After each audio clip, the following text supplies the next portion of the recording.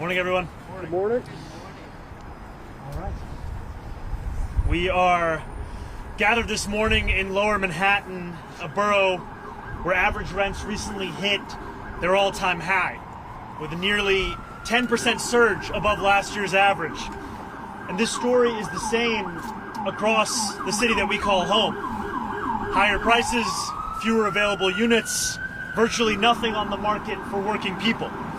Hundreds of thousands of New Yorkers are just one rent hike, one medical emergency, one layoff from joining the ranks of the homeless in our city, which have swelled to the greatest numbers since the Great Depression. There is good news, however. There has never been more consensus across the ideological spectrum that we are indeed in a housing crisis and the deep necessity of building more housing across these 5 boroughs. So today, I am meeting with 2 sets of stakeholders who I believe can share key insights into how we've arrived at this point and how we can move forward to a dynamic, growing, and affordable city. I just left a meeting with business leaders in real estate who are investing in and building projects across the 5 boroughs. And I spoke not only about my continued commitment to freeze the rent for more than 2 million rent-stabilized tenants, but also my commitment to asking and understanding the roadblocks that they have faced in building more housing across this city, and how we can ensure deeper levels of affordability, how we can partner in advocating for the resources this city deserves from the federal administration. And I ensured that my door to their feedback, their concerns, and to identifying areas of collaboration will always remain open. Later today, I will meet with New Yorkers who have not been so fortunate. New Yorkers who have directly experienced homelessness, and some of the advocates who have spent years in fighting for the dignity of those sets of New Yorkers. I will ask them to share their perspectives, their insights, their recommendations as well. And more than anyone, these New Yorkers have viscerally experienced the central contradiction of our time, that we live in the wealthiest city, in the wealthiest country, in the history of the world, and yet it is increasingly unlivable for many. I look forward to continuing these conversations over the next weeks of this transition and as the next mayor of this city. Addressing the housing crisis is going to take all of us, and I am committed to that work. Thank you. All right, let's start with some on topics about the meeting and housing. Yeah, Nick. Let's go.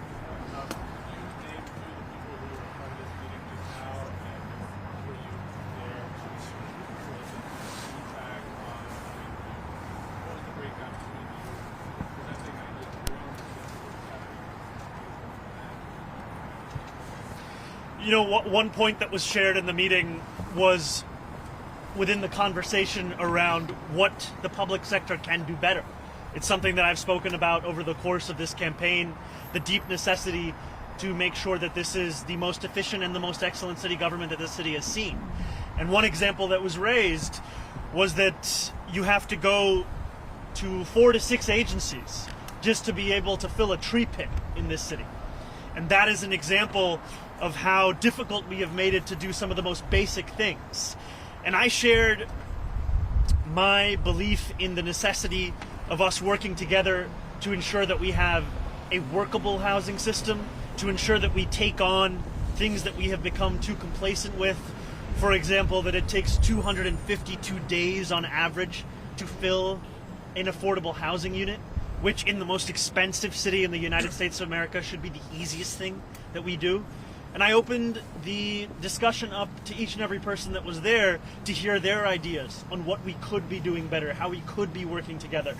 Because no matter our differing opinions on politics at large, New Yorkers as a whole are all invested in the welfare and the future of this city. And that is no different at the table that we were at. And I appreciated the New Yorkers who helped us to convene that discussion, in Emma Foman from the Association for a Better New York, and Kathy Wild and Stephen Fulop from the Partnership for the City of New York, as well as in my own team that helped to bring that discussion together. Did members of How you doing? Did members of the real estate community bring up your recent commitment to do away with homeless encampment sweeps in an effort to better flesh out your position? Because I think it's being caricatured a little bit by the conservative right. Where do you draw the line with ending sweeps? For example, if someone takes over at the subway car or obstructs the entirety of a sidewalk, even then are you opposed to an encampment sweep? What I'm opposed to is the failure that we've seen to characterize the Adams administration's approach to this. What I'm opposed to is looking at an entire calendar year and seeing the Adams administration be unable to connect a single homeless New Yorker that was affected by those sweeps to permanent housing. And in this conversation, what I spoke about with leaders within the real estate industry was the importance of us reducing the timeline of getting New Yorkers into affordable housing, because we cannot actually disentangle the question that we are speaking about right now with the 252 days that it takes to fill one of those units. Because the quicker we can fill those units, the fewer New Yorkers we will have living outside. There is no question that these are not conditions that we are standing in right now that any New Yorker should be living in. The question, however, is whether we will be satisfied by just shuttling those New Yorkers to another equally cold place in our city, or whether we want to connect them to housing. But I think New Yorkers are wondering, in that very specific scenario where there is where something affecting quality of life, what does Mayor Mamdani do? Mayor Mamdani ensures that we connect those New Yorkers with actual housing. We cannot allow ourselves to become complacent with what has become the norm in this city. And that doesn't mean leaving New Yorkers to sleep in the cold. It means connecting those New Yorkers with a place that they can actually be warm. Yeah, Dana. Oh, mine was off topic. So was mine. Oh, we can. Oh, okay. Thank you. Hi. We'll just go with and then her. we'll go to you. Thank you. Thanks.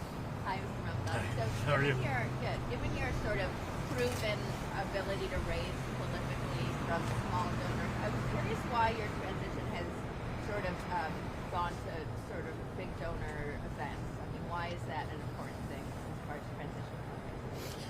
We are looking to raise the money necessary to have a successful transition and to be ready on day one to deliver on the needs for working New Yorkers. And unlike in the primary and in the general, there are no public matching funds in this period. And so it is every dollar that has to be raised of the $4 million we have to has to be raised privately. And I've been proud to raise more than 95% of that money from donations of less than $250 for more than 30,000 people across the city and across the country. Yeah, we'll go right behind you. Bob Henley, WBAI, Mayor-elect, early before the First World War, a Republican governor imposed a 10-cent per $100 tax on stock transfers. It collected millions and millions over many years. In the early 1980s, neoliberals, Democrats who were worried Wall Street might leave, whatever, they started rebating it back. Since that time, $600 billion has been rebated back to Wall Street. And London's had something like this on the books. They called it a Tobin tax for centuries. Isn't it time, since Washington funding for all these projects we're talking about is very much up in the air? We're lucky if they don't take $80 million out of the city. Sorry, do you have a question? I'm just asking, is it time to stop rebating back billions of dollars to Wall Street? My focus in raising additional revenue is on raising the personal income taxes for the top 1% of New Yorkers by 2% and increasing the state's top corporate tax to match that of the top tier of New Jersey's corporate tax. And I think that these are critically important as we fight to fully fund our city agencies and fund our affordability agenda. But I do appreciate the context and the importance of us making sure that working class New Yorkers are not being pushed out of the city they call That's a home. no. Yeah, thank you. Just We'll go that to you Katie right here. would not end the rebating back. I just want to answer the question, that's all. You don't believe in ending the rebate back to Wall Street. My focus is on the tax policies I put forward so far. Katie right here. Oh, Mayor-elect, this week the Department of Justice put out a memo directing joint terrorism task forces to investigate anti-Trump activists as terrorists. The NYPD has members on joint terrorism task force, other task force. Have you spoken to Commissioner Tisch about the NYPD's potential participation in these types of investigations? And would you reconsider the NYPD's involvement here if it is ordered to investigate anti-Trump activists as terrorists? I haven't had that conversation yet, but it is one that I will follow up on. And how do you feel about, I mean, is this something that you want the NYPD taking part in, or would you want them maybe to reconsider their relationship with the Joint Terrorism Task Force if this is being ordered? We need to ensure that all actions of our police department are also looking to safeguard the constitutional rights of New Yorkers and not looking to chill the freedom of expression we have in this city. Yeah, we'll go to Lynn right here.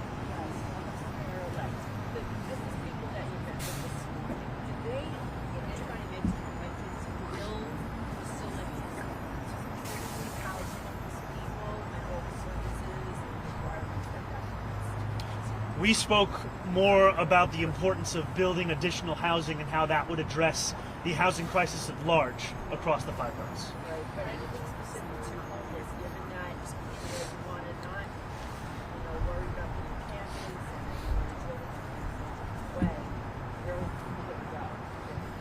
Without the We spoke about the key of reducing the 252-day wait on average to fill an affordable housing unit, and how if we can reduce that time, we can actually make it easier to connect homeless New Yorkers with those exact kinds of housing. Yeah, right. Good morning, Mayor-elect. Just want to focus on the governor's comments, how she was speaking out against ending the encampment suites. She said that she doesn't believe allowing New Yorkers to sleep on sidewalks and bridges is humane. What's your direct response to the governor's comments? I do not think that leaving New Yorkers to sleep in the cold is the answer. I also don't think that pushing those New Yorkers to sleep elsewhere in an equally cold setting is the answer either. I think the answer is connecting those New Yorkers with housing. And what I have said time and again since I was asked this question is that we have to look at the efficacy of the Adams administration's policy on this.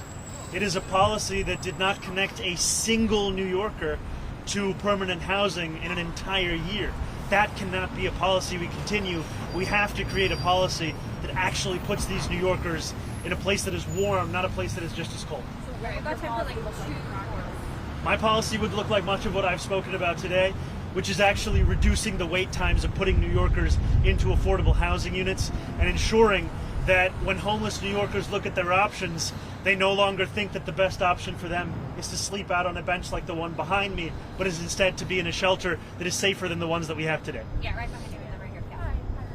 I'm wondering if you have any plans for enforcing composting in small communities, and also if you have any plans for funding programs. I think that we have to fully follow through on the policies that we have, and I think that one of the things that I spoke about and heard about even in the meeting with business leaders this morning and in general is a fatigue with constantly changing policies in New York City and an inability to follow through on the policies we have. And I think that's the truth. Whether it be with composting or anything else, we need to actually follow through on the things that make so many New Yorkers proud to live in New York City. Some people are wondering, Mayor, like some Sorry, people we're are right asking. here really quick. How's it going? There are 4 state councils that add new restrictions to new housing that housing groups have, city-funded housing, that housing groups have on the annual cost of housing will lead to less units being built. Are you concerned that those bills will affect your housing plan? How have you been thinking about some spending bills? And do you hope the city council will pass them before you get off? Which specific bills are you referring to? These are the bills that would add cap the number of studio apartments and senior housing. It would add requirements for 2 to 3 units. At a citywide percentage of 2 to 3 units. There's also the affordability requirement. Basically, it applies to city-funded housing, having caps